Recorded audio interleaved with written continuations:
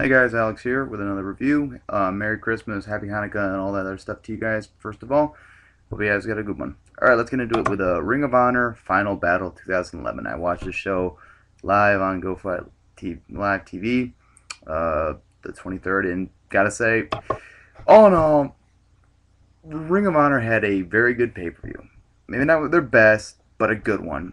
But the problem was, it wasn't a good Final Battle. It was a good show, but not a Final Battle show, and there is a difference. And two, it was way too long. I clocked it in about 4 hours and like 15 minutes or something like that, which is way, way, way, way too long for a pay per view. Even a WWE WrestleMania would be pushing it to 4 hours, and just whatever. I'll get into it. All right, starting off first with T.J. Perkins versus Mike Elgin for the opener. Bravo match, first of all. I think Mike Elgin is incredible and is getting better and better every single time I see him. And he's really shown me that he can be a champion in 2012. I don't think it's going to happen in 2012, but I wouldn't mind him being involved in more main event matches and going for the belt more often. But I think that probably by 2013 or 14, he'll be ready for a world title. Like I said, the guy's still young. I think he's 24, 25, maybe 26. I don't know, somewhere in there. But him and TJ Perkins really worked well together. There's some really cool spots like where TJ Perkins would do like a dive or something off a top rope, and Mike Elgin would catch him, and just it's incredible to see some kind of guy that has that kind of strength and mobility. Really impressive. I'm really impressed with Mike Elgin. TJ Perkins looks good here. Really good match. Solid way to get the crowd into it. 3 1/4. Really enjoyed it. Had a lot of fun. Next up was probably the worst match on the card. Tommaso Ciampa versus Jimmy Rave. Um, I like Jimmy Rave. I never had a problem with Jimmy Rave. I thought he was a good worker. I think that he was really a good heel. I think he was better as a heel. But, he's a veteran, in which Ring of Honor, fans love a veteran. But he had a good match here with Tommaso Ciampa. Ciampa, my biggest problem with Ciampa has always been he just hasn't had a good match with someone. He hasn't had that breakout match that really, shows that he is someone to be taken seriously. I'm kind of hoping that eventually we see a Jay Lethal feud with him, but I'm kind of wondering if that's going to happen now because it looks like maybe Jay Lethal is going to be moving on to the main event scene, which would be good. But I think that he needs someone to really work well with him. Mike Bennett had Steve Corino to kind of help guide him along, and Tommaso Ciampa hasn't really had that major feud to help him get better at ring skills like Mike Bennett had. But good match, nothing terribly wrong with it. But just wasn't my favorite match of the night. It lacked the certain oomph. 2 3/4, good match, but just not great. Next up, we had the ROH TV title match, the Triple Threat elimination match with Jay Lethal, Mike Bennett, and El Generico. Mike Bennett came out with his girlfriend Maria, which I thought was a nice addition because it got him a lot of heat. And I was like, okay, keep Maria coming. She looks good. She can actually talk on a mic, and she's a wrestler. So, I don't think wrestling fans would be upset with seeing a person like her there. And, it's an instant heat magnet because, oh, this is Mike Bennett, a cocky, arrogant heel who has a beautiful girlfriend. One more reason to hate him. Good match. I like the fact that Bennett played the cowardly heel and wasn't getting involved. Then Jay Lethal and El Generico fight each other. Um, it worked for him, and he tried to sneak in and take pot shots here and there. Match was fine. I feel that Generico and Lethal worked well together. I think Bennett worked well with Generico. I think Generico is he's one of the best workers in the Ring of Honor. He is just so good and fluent with everything he does. He can make anyone look good. He should take on Tommaso Ciampa, make Ciampa look good. Um, Good match. Nothing really wrong with it. Nothing really great. Jay Lethal got the win, which I was surprised about because I thought Bennett would go over, and I was kind of disappointed. Like, oh, great, Bennett's gonna win. I'm not a huge Bennett fan. I think the guy's got talent, but he's just not my cup of tea. He's just not my kind of wrestler I want to see as a champion right now. But good match, 3 3/4, really really fun. But like I said, I think it's mainly due to Generico and Lethal really having good chemistry, and Bennett just adding to the story. Next up was the match of the night, the match that everyone wanted to see: Kevin Steen, Steve Corino with Jimmy Rave or Jimmy Jacobs as the special guest referee, no holds bar. I saw the El Generico Kevin Steen match. I love that match. I thought that match was amazing. I saw the ladder match with Kevin Steen and El Generico. This match was brutal as well. The Kevin Steen is a fucking madman. Steve Corino is a madman. These guys are gonna kill themselves. This match was brutal right from the get go. They didn't do any lockups, didn't do any headlocks like they shouldn't.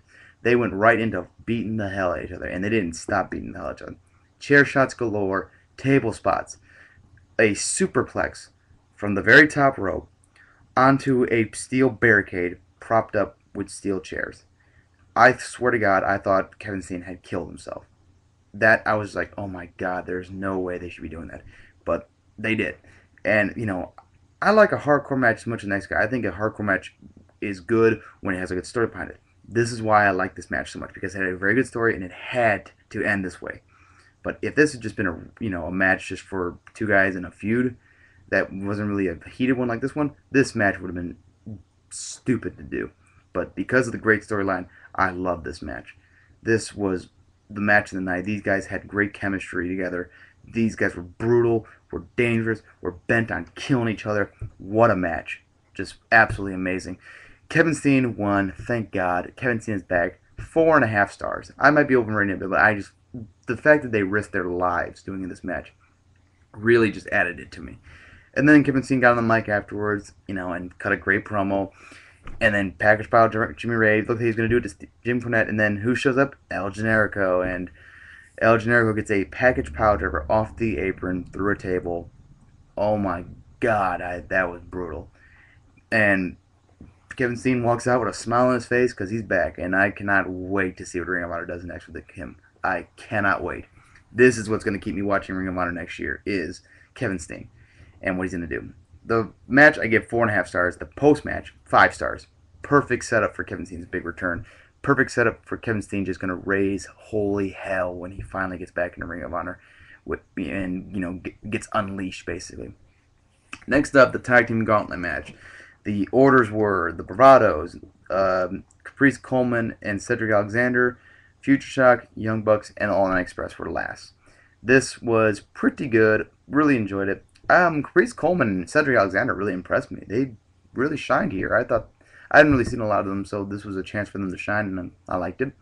Bravado Brothers are still good. Their ring skills don't quite match their promo skills, in my opinion, but they're going to Japan now, which should really, really help them a lot because you go to Japan to get better at working, and that's probably the Bravado's biggest problem is they're not really good ring wrestlers, but they can cut a great promo and they can really work a crowd, which is their strength. Future Shock, still incredible. Young Bucks, always fun to watch. And All Night Express, still think they deserve to be the tag champions right now, but with Red Titus kind of fighting an injury right now, that's definitely holding them back right now. But I think they made that work into the storyline right here where the Young Bucks kind of took out Red Titus's knee and had Kenny King work most of the match, and then they beat All Night Express to win the Gauntlet by having Red Titus in a submission, and the referee stopped the match. One thing that kind of bugged me a little bit was the Future Shock Young Bucks portion of the match was basically almost a total copy of their match they had at Steen Wolf at PWG. A lot of similar spots, a lot of similar action, which, I understand. Guys use the same moves and same spots and matches over and over again. It's just, part of wrestling. There's only so much stuff you can do. But I just had a problem with it. I just kind of bugged me a little bit just because it's like, oh, I just saw this. So, I didn't mind too much. It's just something that I noticed and thought I'd point out. But I don't think anyone else noticed it. So maybe I'm one of the only few that really noticed it or really bothered. But the match was good itself. 3 3/4. Fun match. Really good way to show off the tag talent. Next up we had Roderick Strong and his Invitational Challenge, which was answered by Chris Hero. And I actually saw this coming. I kind of predicted from somebody. It's like, what if Chris Hero shows up? He's kind of on his wrap-up tour with all of his promotions. So it's like, maybe he will. And he did. And I was kind of happy about that. Oh, I thought the match was good. It felt a little tamed. I don't know what it was. I didn't feel like these guys really went out there and tried to, lay it all out. I thought Chris Hero looked like he wasn't really trying to, give it everything he's got. I don't know, which maybe it's just me. Roderick Strong looked good here. I think this was basically a way of giving Roderick Strong a big win and letting him, keep being relevant because he should be a main event guy and he's not really right now. And it was kind of a way to give Chris Hero a final goodbye. And I'll agree with some other guys I've talked to who agree that Chris Hero shouldn't be in Ring of Honor. He shouldn't be in Pro Wrestling Guerrilla. He should be in WWE now. He deserves it. He needs to get moving on there. So hopefully this year in 2012 we can see Chris Hero in WWE where he belongs. But all in all, good match. 3.5 stars. A lot of fun. Nostalgic feeling seeing Chris Hero back in Ring of Honor for one last time. Next up, we probably had one of the most confusing matches of the night. The ROH Tag Team title match, Briscoe Brothers versus World's Greatest Tag Team. Started off with a huge-ass brawl with World's Greatest Tag Team basically beating the hell out of the Briscoes and basically going over his heels. And then the match finally started after like a 10-minute beatdown where unprotected chair shots were dished out. And, Briscoes got bloodied up. And, the match went on. Shelton Benjamin got hurt or whatever, because like hurt his ribs or whatever because of the Briscoes' previous attacks on him. Went out, came back, attacked the Briscoes with a board while the referee was out. Just a major clusterfuck, kind of. Almost a Vince Russo type, storyline here. And, I didn't have a real problem. I didn't feel it killed the match. I thought it was okay, it was a little bit of overkill. The beginning part especially, because it went on for 10 minutes. But I just felt that if you're going to do this, where these guys beat the hell out of each other with chairs and everything before the match, why don't you just make the match no disqualification? I understand that you already have a no DQ match on the card, but I'm sure people wouldn't mind.